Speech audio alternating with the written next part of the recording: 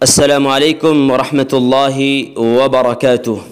الحمد للہ رب العالمین والصلاة والسلام علی سید المرسلین محمد وعلی آلہ وصحبہ اجمعین، اما بعد۔ ناظرین کرام، سامعین حضرات، آج کا عنوان ہے کہ جھوٹ بولنا جائز ہے 3 حالتوں میں۔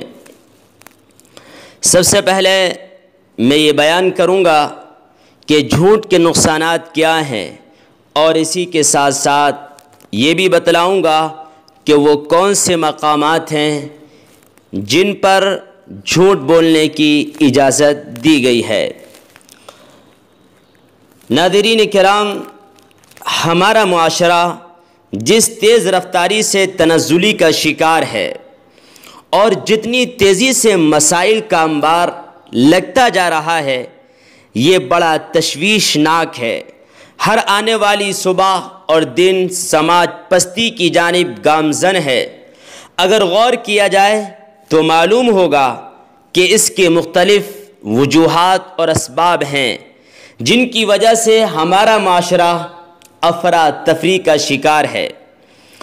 ان میں سے ایک بنیادی وجہ کثرت کے ساتھ جھوٹ بولنا بھی ہے، اور آج جھوٹ ہماری زندگی میں اس طرح سرایت کر گیا ہے جس طرح جسم میں خون گردش کر رہا ہے۔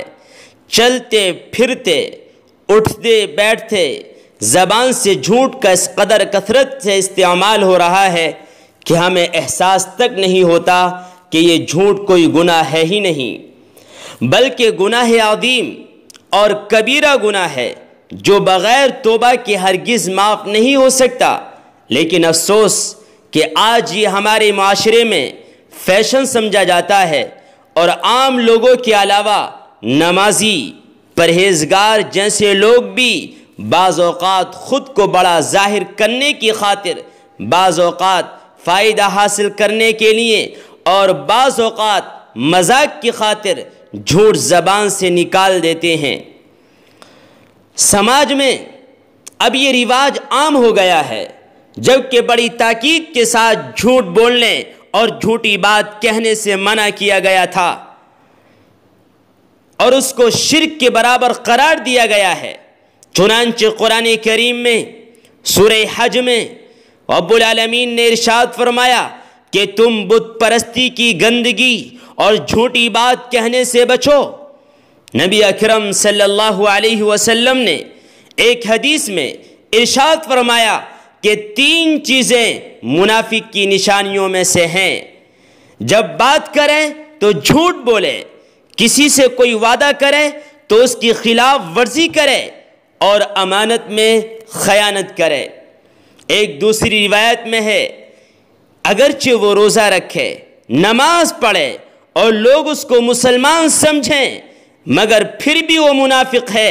غور کرنے کی بات ہے کہ جھوٹے لوگوں کے لیے کتنی سخت وعیدیں آئی ہیں۔ کیا ہمارا کوئی بھی کام آج جھوٹ سے خالی ہے؟ ہر گھنٹہ، ہر منٹ، بلکہ ہر سیکنڈ پر آج لوگ جھوٹ بول رہے ہیں۔ پھر کیا اس وعید میں ہم شامل نہیں؟ کیا ہمیں اس کا محاسبہ نہیں کرنا چاہیے؟ ایک اور حدیث میں آپ صلی اللہ علیہ وسلم نے ارشاد فرمایا کہ اگر کوئی مذاق کے طور پر بھی جھوٹ بولے تو اس پر اللہ کی لعنت ہے۔ ایک اور حدیث میں ہے کہ ایسے جھوٹ بولنے والوں کے لیے ہلاکت ہے جو لوگوں کو ہنسانے کے لیے جھوٹ بولتے ہیں، اس کے لیے ہلاکت ہے، اس کے لیے تباہی ہے۔ ان احادیث کی روشنی میں ہمیں غور کرنا چاہیے کہ کیا ہماری مجلسیں، ہماری محفلیں اور ہمارے ہوٹل، بازار، دکان اور ہمارے گھر اس سے محفوظ ہیں؟ نہیں تو آخر اس کی وجہ کیا ہے؟ جھوٹ بولنا بہت بڑا گناہ ہے، مگر 2 متحارب فریقوں یا 2 لوگوں کے درمیان مصالحت کرا دینا اور اس کے لیے محض صلح جوئی، فتنہ و فساد کے خاتمے کی نیت سے کچھ جھوٹی بات کہہ دینا جائز ہے، اور اس کی اجازت دی گئی ہے۔ ایسا شخص جھوٹا اور گنہگار نہیں کہلائے گا، مگر یہ ضروری ہے کہ وہ باتیں خیر و بھلائی کی ہوں جو ایک دوسرے کی طرف منسوب کر کے پہنچائی جائیں، ان میں فسق و شرک نہ ہو۔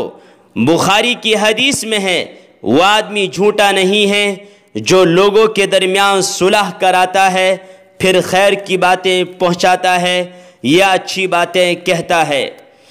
مسلم شریف کی ایک حدیث میں ہے کہ صرف 3 مواقع ایسے ہیں جہاں جھوٹ بولنے کی اجازت دی گئی ہے۔ اسی طرح ترمذی شریف کی روایت حدیث نمبر 1939، نبی اکرم صلی اللہ علیہ وسلم کا ارشاد ہے، لا يحل الكذب الا فی 3۔ نبی اکرم صلی اللہ علیہ وسلم نے ارشاد فرمایا کہ جھوٹ بولنا 3 جگہوں میں، 3 حالتوں میں جائز ہے۔ نمبر 1، یحدث الرجل امرأته لیرضیها، کہ شوہر اپنی بیوی سے جھوٹ بولے اس وجہ سے تاکہ وہ اپنی بیوی کو راضی کر سکے اور اس کو خوش کر سکے، تو شوہر کے لیے بیوی کو راضی کرنے کے لیے جھوٹ بولنے کی اجازت ہے۔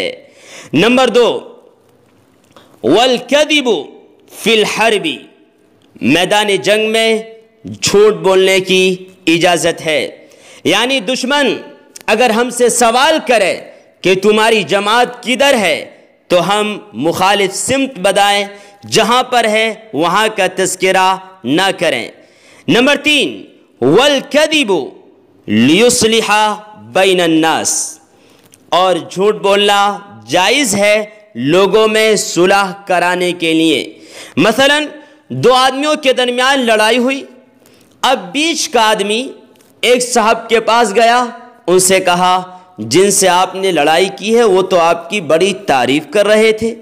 اب اس کا غصہ تھوڑا ٹھنڈا ہوگا اور وہ دل میں یہ سوچے گا کہ میں نے بلا وجہ اس سے لڑائی کی، وہ مجھ سے محبت کرتا ہے تبھی تو اس نے میری تعریف کی۔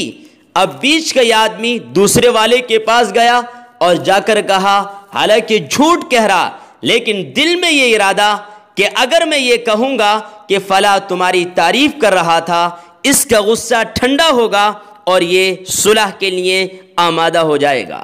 خلاصہ کلام یہ نکلا کہ 3 جگہوں پر، 3 حالتوں میں، 3 مواقع پر جھوٹ بولنے کی اجازت دی گئی ہے۔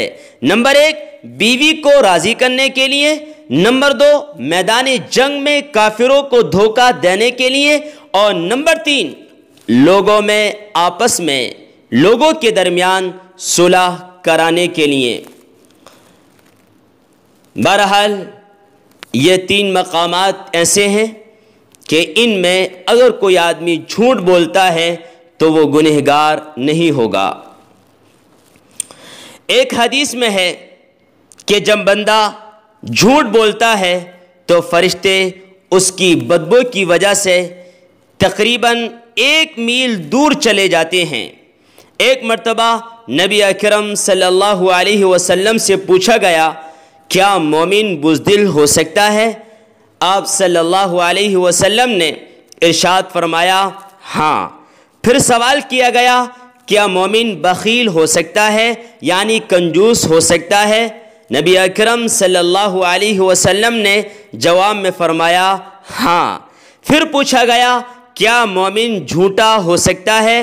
تو نبی اکرم صلی اللہ علیہ وسلم نے جواب میں ارشاد فرمایا، نہیں، مومن جھوٹا نہیں ہو سکتا۔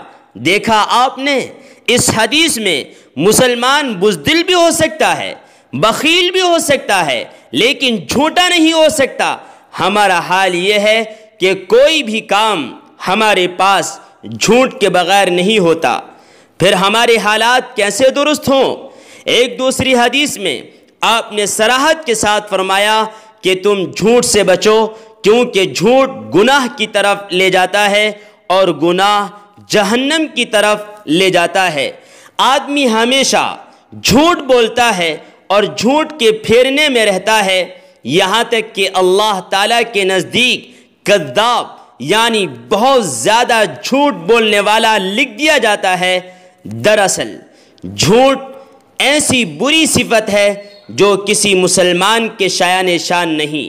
ضرورت اس بات کی ہے کہ ہم جھوٹ بولنے سے احتیاط کریں، ہمیشہ سچ بات کہنے کی عادت ڈالیں، اپنے بچوں کے دلوں میں جھوٹ سے نفرت پیدا کریں، سچائی کی اہمیت اور محبت اپنے بچوں کے دلوں میں ڈالیں اور یہ بتائیں کہ سچائی ہمیشہ نجات دلاتی ہے اور جھوٹ انسان کو ہلاک و برباد کر دیتا ہے۔ بلکہ ایک حدیث میں ہے کہ رسول اللہ صلی اللہ علیہ وسلم نے ارشاد فرمایا، جو شخص جھوٹ بولنا چھوڑ دے اگرچہ وہ باطل ہے تو اللہ تعالیٰ اس کے لیے جنت کے صحن میں گھر تعمیر فرمائیں گے۔ لہذا کوشش کریں کہ ہم ہر جگہ سچی بات کریں اور سچ کو اپنی زندگی میں داخل کریں، تبھی ایک صالح اور پاکیزہ معاشرہ وجود میں آ سکتا ہے، جو وقت کی بھی اہم ضرورت اور انسانی تقاضا بھی ہے۔ اللہ تعالی ہم سب کو جھوٹ سے بچائے اور ہمیشہ سچ بولنے، سچی بات کہنے کی توفیق عطا فرمائے۔ والسلام علیکم ورحمۃ اللہ وبرکاتہ۔